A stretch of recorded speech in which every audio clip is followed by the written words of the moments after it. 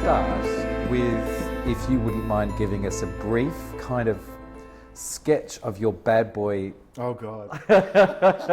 period of theatre making before you entered the hallowed halls of the Melbourne Theatre Company. Okay, yes. Wow, God, where to begin? Theatre and Decay was what I now embarrassingly look back on as, yes, my bad boy days of independent theatre. There's always one, and I rather fancied myself as that one.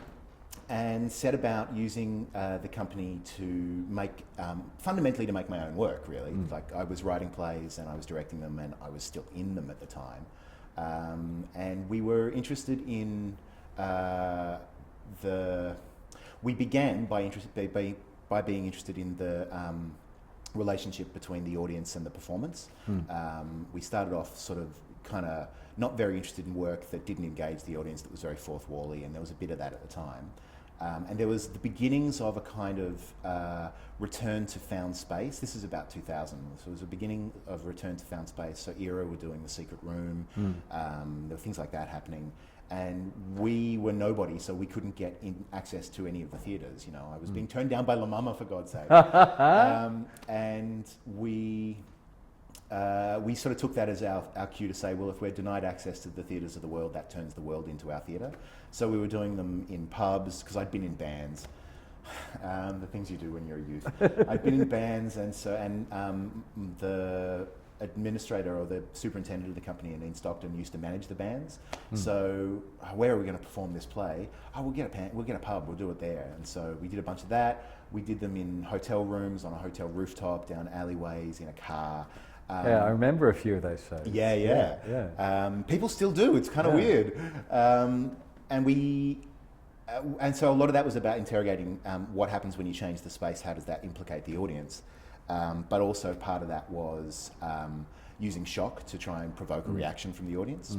And so from that, I got my reputation for kind of scatological theatre.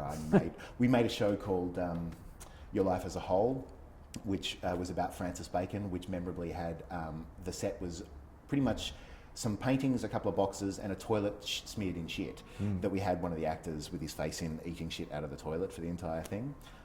Which, bizarrely, a year later I was up in Sydney and people were asking me, are you the guy that made an actor eat shit out of a toilet? I'm like, well, sort of, but it was chocolate cake, and it was very good chocolate cake. And so we did that for a while, and then after about 5 years of it, which is the Independent Theatre Company kind of first limit, or sort of first litmus test, we were by that stage exhausted and facing our 30s and going, well, what are we doing now? And I'd sort of done everything I wanted to do with Theatre and Decay, although I was not quite ready to let it go at that point. So we stopped doing as many. We used to do between 7 and 5 shows a year. Yes, I remember. It was a very big output. Yeah. And that is, a lot of that is about the kind of the speed of being able to work, because if you're not being paid, you've got to do it quick, and you've got to do it in your off time. So. And so then transitioning out of that and into, I guess, what we call it, mid-career or something, I'm not sure. God, how terrifying that was my mid-career. Well, no, you'd be mid-career now, I mean. Okay. So transitioning out of that into a kind of, the kind of writer that you are now, what happened both to you and your writing in that time? Has it changed you a lot, or? That's a good question.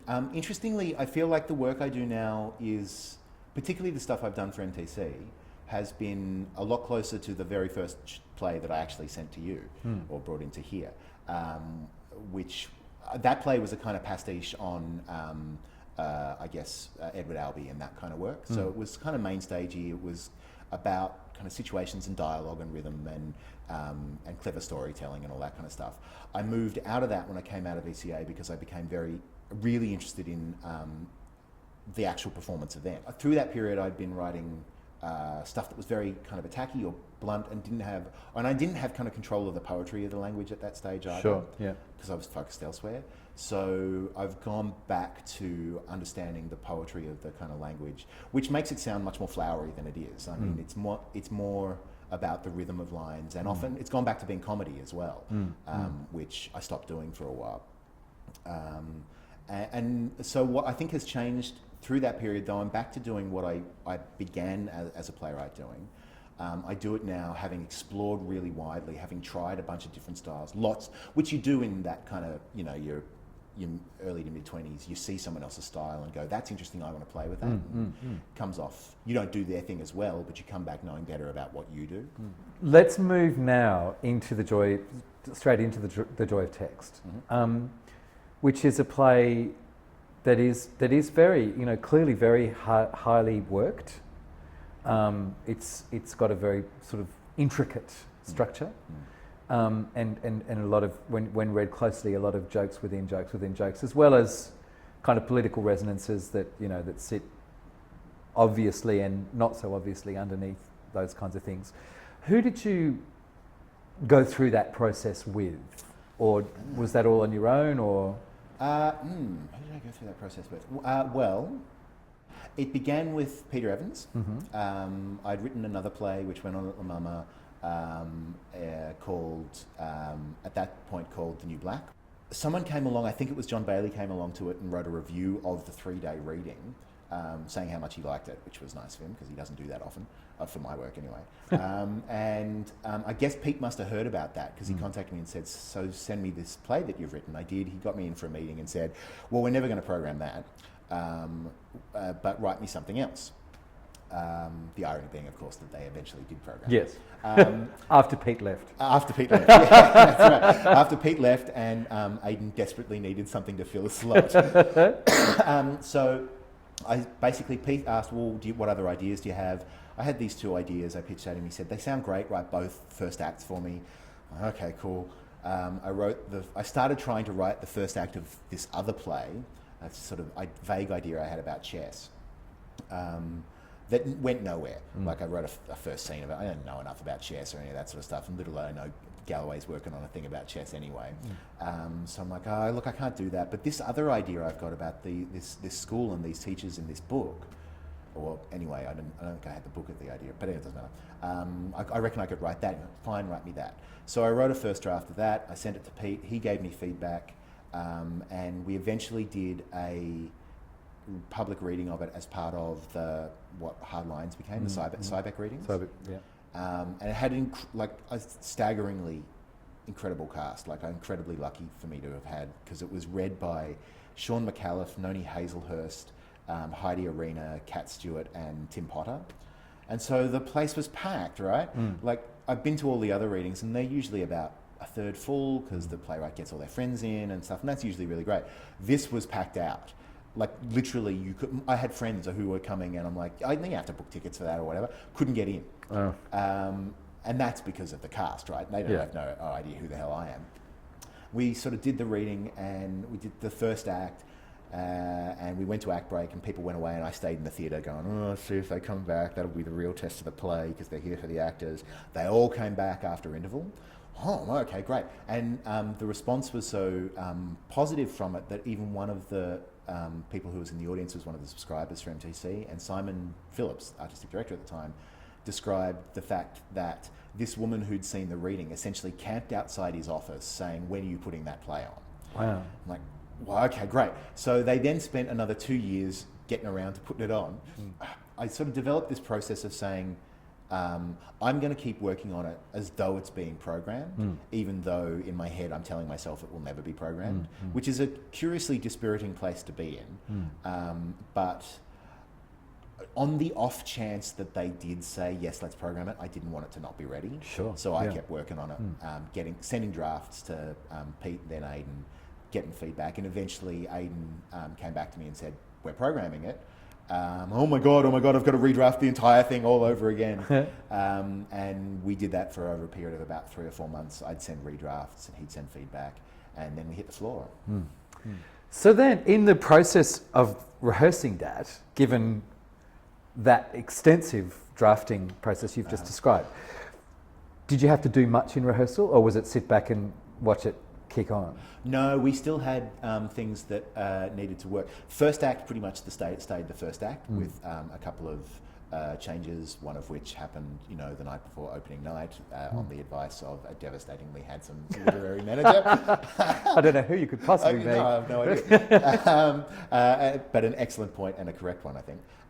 So we the first act largely stayed as it was. The second act, second acts are always harder than a first act because you've got to wrap everything up. So we went through a couple of there were a couple of extra scenes in the second act, the final draft of the second act, that we eventually cut through in a couple of weeks of rehearsal, mainly from me watching it and watching a company run as well, going, like we'd watch again, to sound kind of, I guess, to big note myself a little, I feel like I'm very good at being able to read a room, like being able to sit in a room and be able to tell when they're paying attention, when they're not. I can just kind of feel it, and that's from the old days of being an actor. You know when you can feel when your audience is paying attention to you and when they're not.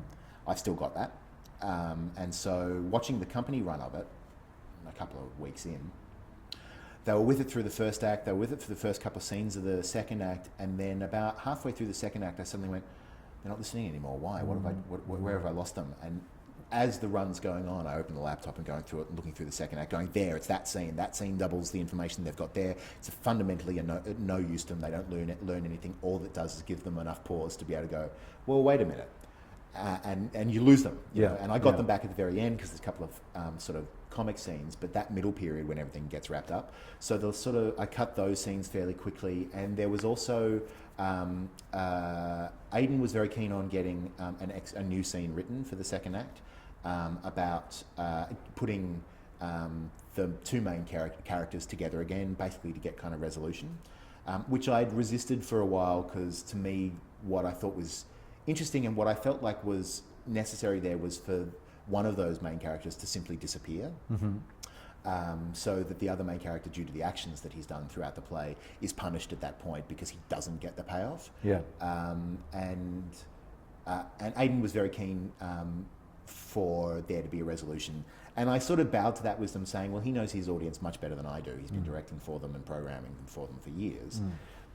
So I went, okay, well, I trust your observation, I trust your instinct, and wrote that scene. And because it, for me, wasn't organically part of the play, God, so many rewrites of that particular scene, trying to go, well, what is this scene about? What are they actually talking about? How can I navigate this thing so that it doesn't seem naff? And eventually we ended up with a scene that fundamentally is a bit of a compromise, which the audiences, for the most part, seem to be satisfied with. But in subsequent productions, we cut that scene, which to me feels better. Speaking of subsequent productions, it's you're in the rather unusual place for Australian writers where you have had more than one production of that play, which sadly doesn't happen that often. And indeed, the most recent one was kind of done by someone who's addressing that directly as part of a research project. How did it feel to come back to it? I had very little to do with that actual production, largely because I'm got so many other things on. I don't know. But anyway, I had very little to do with it, so I was only around for the sort of first reading and the first week of rehearsals to be able to go, okay, so this is what I'm doing. Peter Collard, who's the director of, was the director of it, and who is sort of artistic director of Reid Theatre, which is the company that we're talking about, has been an old friend of mine since Wax, right? She used to run a company called Fairfax Studios, which was part of the independent theatre scene in Melbourne for the late 90s. And she's been looking for a project to do, and I've been, as I have been with everybody I talk to, going, there needs to be a company that's doing remounts of Australian works and neglected classics. And I've been talking about that for 5 or 6 years. Finally lodged it in Peter's head, and she went, yeah, all right, I'm going to do that. That's really right. So I think it may well have just, well, part of it was convenience in the fact that obviously it's an easy play for her to access through me. I can just go, sure, here, do it. And also I could redraft it with her. But also she felt kind of dissatisfied by the MTC production of it and wanted to do her own version of it. So it was kind of nice to see it done again. It was really interesting to see it done in a completely different context to MTC, because it was at the Carlton Courthouse. It was such an independent theatre production. So the style of acting was very different. You know, it wasn't about reaching 370 people in the Fairfax. It was about reaching 80 in the courthouse. So the comedy wasn't as big, the physical comedy wasn't as big, it was a lot more kind of subtle, nuanced kind of work. And also Pete had a very different vision as well, so she had a kind of multimedia vision for it. So instead of the MTC production where they built the entire school on stage, the replay version of it was all digital production. So they had actors, they had kids from a school who were they'd filmed in particular locations. So the backdrop was just a video production, and they had the main actor walked out of it at one point, and they were, you know, they kicked a ball. Kicked a ball, I remember. Yeah, all that sort of stuff, which was really kind of cute. And at the same time, she had screens on either side that had all the footnotes to the play, because there's lots of literary references in it, which I quite liked purely for an ego level, because in the MTC production, if you there are a lot of 1% gags in there, you know, for the 1% of the audience who get it.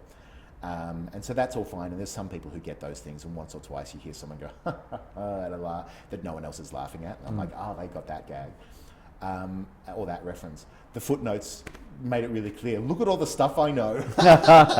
So I kind of like that. Yeah, it was interesting. It was a bit odd going back to it because it hasn't been that long. It's only been 2 years. So it's not like it's a neglected classic, but it was really nice to see it. And what was really great about it actually was seeing that it still works, that in a completely different company, in a completely different context, and, you know, 2 years later, it still has the same impact. It's still, at the very end of it, when Danny says to the audience, did you get everything? Do you want me to go over anything after his monologue? Just like at the MTC, you had people in the audience going, no, really clear, got it, you know, answering back. Which was one of the, I think probably my favourite moment of the MTC production is sitting in the audience and hearing that audience speak back to the play, as opposed to simply sitting and just letting it wash over themselves, that they were engaged enough to forget that they were in an MTC audience and actually talk back to the play, which I really loved. So in a way, I'm still doing the same thing I was doing with Theatre and Decay all those years ago.